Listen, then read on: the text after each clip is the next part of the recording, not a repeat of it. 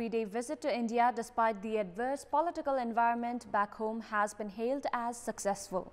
The visit managed to touch upon a gamut of Indo-Nepal bilateral issues, but on a sour note, Foreign Minister Oli was not able to call upon Indian Prime Minister, which analysts have linked with the political turmoil in the aftermath of the dissolution of the lower house.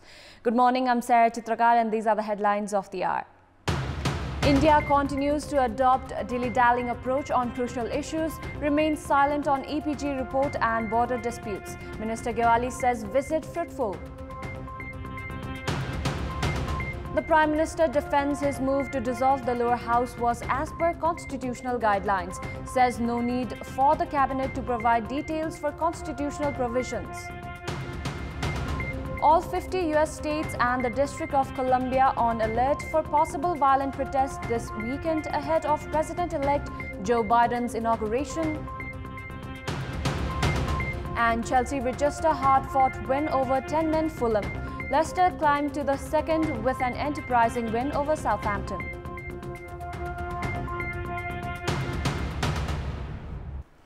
Foreign Minister level Nepal-India Joint Commission is the highest authority to deal with the border issues between the two friendly neighbors.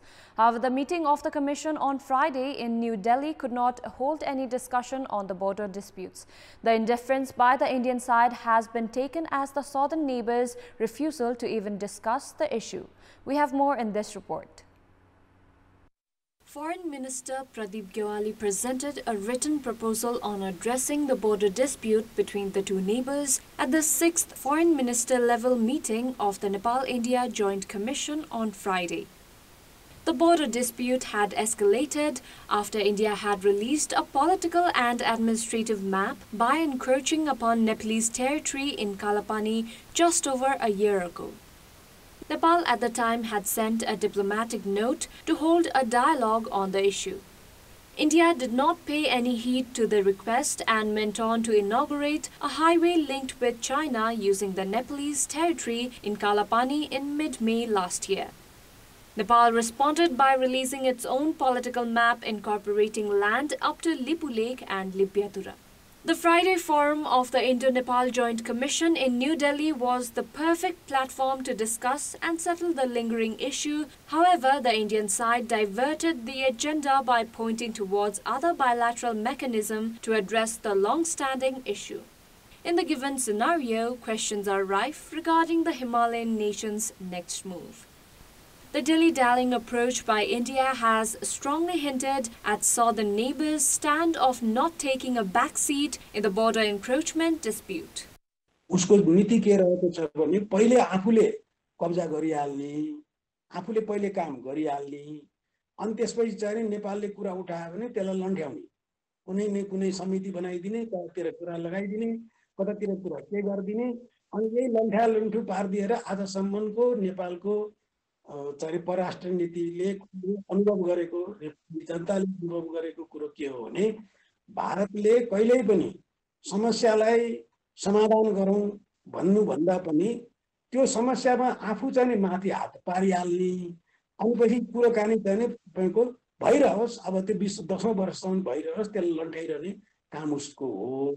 The border disputes do not only surround Libyatura, Lipu Lake and Kalapani, but there are reports of similar encroachment in at least 70 different places in the Susta region. According to experts working on border issues, India has encroached upon over 60,000 hectares of Nepalese land as people living in the border areas are made to bear the brunt of border encroachment. Likewise, Indian side's reluctance to accept the much-touted report of Eminent Persons Group also strongly hints that India is in no mood to resolve the border disputes at the earliest. Prime Minister Oli has continued defending his decision to dissolve the House of Representatives despite widespread criticism from all the quarters. At a program held in the capital yesterday, the Premier said that the Cabinet does not need to provide details of constitutional provisions in its decision to dissolve the Parliament. The Premier's response comes amid questions raised on the legality of the government decision. Premier Oli has said the President had been informed of the constitutional provisions that was used to dissolve the lower house and that it was needless to provide all the details to others. Prime Minister Oli also said the fabricated accusations of meeting with justices at the constitutional bench was an attack on the country's judicial system itself. Meanwhile, NCP Standing Committee member Suwas Nemwang said that there was a difference between his statement on a Prime Minister's rights to dissolve the lower house last year and the decision made by Prime Minister Oli. 10 Nepali nationals have scripted mountaineering history by scaling Mount Ketu, the world's second tallest mountain, in mid-winter for the first time. The 10-member expedition led by Chang Dawa Sherpa scaled the Mount Ketu on Saturday evening. The Mount Ketu that lies in Pakistan was the only mountain in the world's over 8,000-meter mountain category that was yet to be scaled in winter. The 10-member expedition that also included mountaineer Nirmal Purja had battled high wind, heavy snowfall and chilling weather to triumph over the Mount Ketu, considered as one of the most dangerous high mountains at 8,611 meters.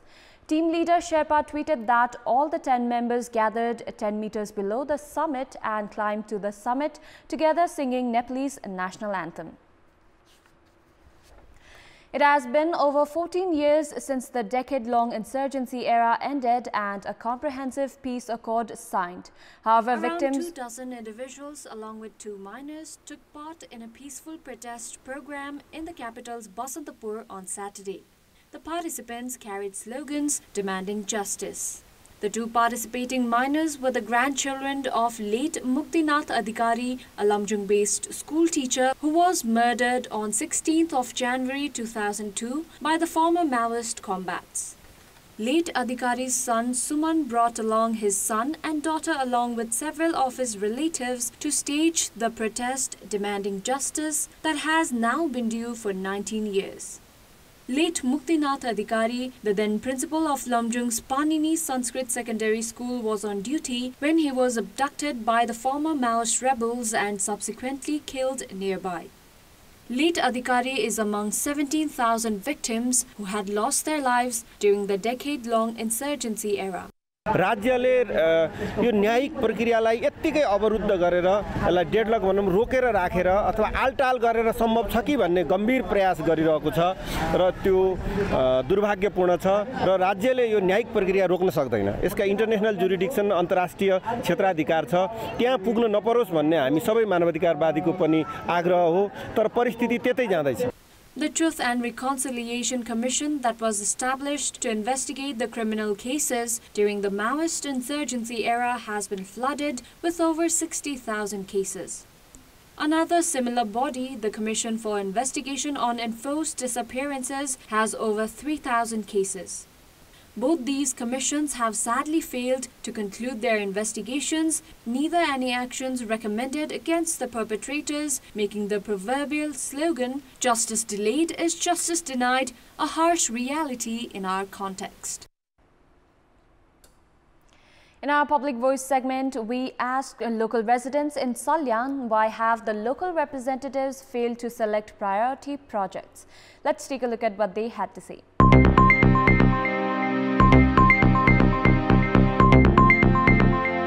कसरी गइजाने भन्ने उनीहरुले चाहिँ अरूलाई गर्दैनन्, आफ्नै party प्रतिनिधिहरुलाई चाहिँ बनाएर गुम्साएर चाहिँ तिनीहरुले छनौट गर्न सकेका छैनन्। नयाँ प्रतिनिधिहरु हुनुहुन्छ हैन, उहाँहरुलाई धेरै ज्ञान पनि हुन सक्छ। जनताप्रति यिनी उत्तरदायी नभएरै हुन सक्छ जस्तो मलाई लाग्छ। पहिलो पटक सुन्नेर आएको कारणले गर्दाखेरि अब अलिकति चाहिँ विज्ञको कमी भएको कारणले गर्दाखेरि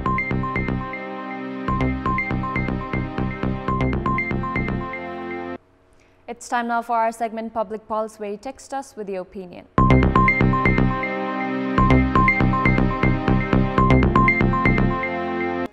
Here's the question: why has the price of edible oil skyrocketed? Your options are A, monopoly of businesses, B, lack of monitoring, and C, costly raw materials. The voting is on. Type NEWS, select your option A, B or C and send it to 34001 to share your opinion with us. And those were our latest headlines. Thank you for watching. Bye for now.